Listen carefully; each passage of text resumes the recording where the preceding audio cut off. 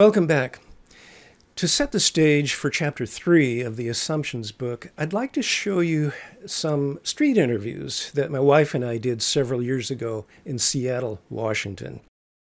People at the Seattle Center on a holiday weekend were randomly asked this question: how do you define right and wrong?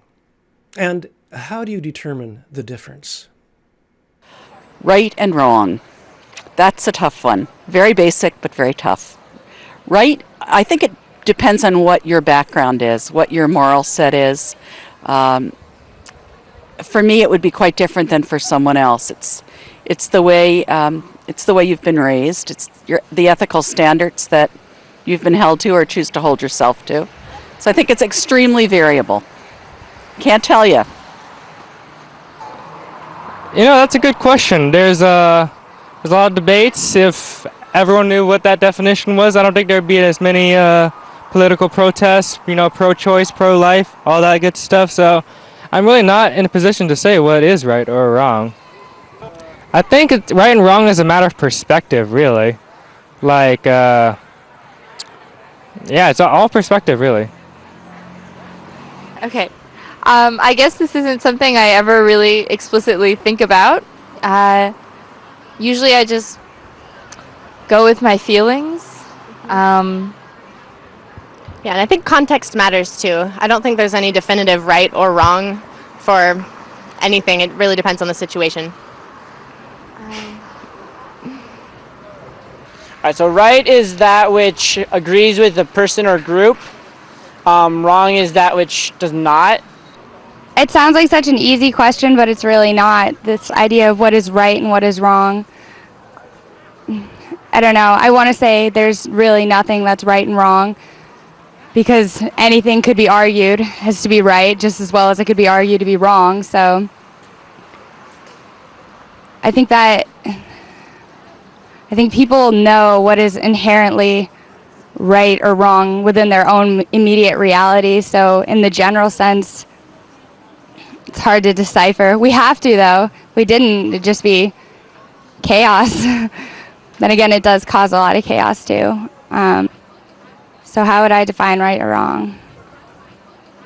I guess I wouldn't define it. I'd let somebody else define it for themselves. So right and wrong is basically a simple definition.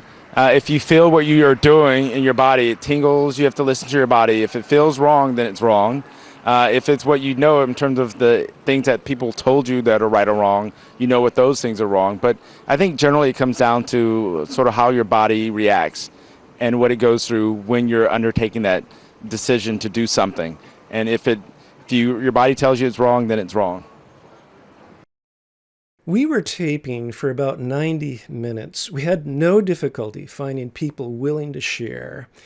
During that period of time, not a single person referred to the Bible as a guide for morality, or to Jesus, or even to God of any sort. What you saw just now was representative of what we heard during the entire 90 minutes. Here's another set of random interviews done a few years earlier at a public street market near the University of Washington. Wrong would be actions that I would take that worked against my own beliefs. Morality would be actions that I would take that served what I perceived to be the common good, or the vision that I had for the direction that humans should be working in. Well, I think that the only place to get that vision would be from the collection of experiences that I had over the years. And I would say you just have to use your gut instinct to know what is right and wrong. I mean, I think on some level, morality is the voice inside yourself that speaks to you about right and wrong. But again, that comes from a lot of different places for people. For a lot of people, I think it comes from a religious or a sort of spiritual infrastructure that they've either gained through their upbringing or chosen to embrace. I mean, I feel like morality is one of those questions that's pretty complicated. I mean, it always has been, but it seems very complicated these days, and I certainly don't feel like I have any real sort of accurate definition for it, and I wouldn't want to presume to think that I did, you know. 10 Commandments, and then the next commandment Do unto others as you would have them do unto you. During this batch of interviews, there were two individuals who made reference to the Bible. But these two were by far the exceptions rather than the rule. As for why they were the exceptions rather than the rule, Chapter 3 of Assumptions That Affect Our Lives will shed some light. Here's a hint. Ancient Athens is alive and well in Seattle, Washington.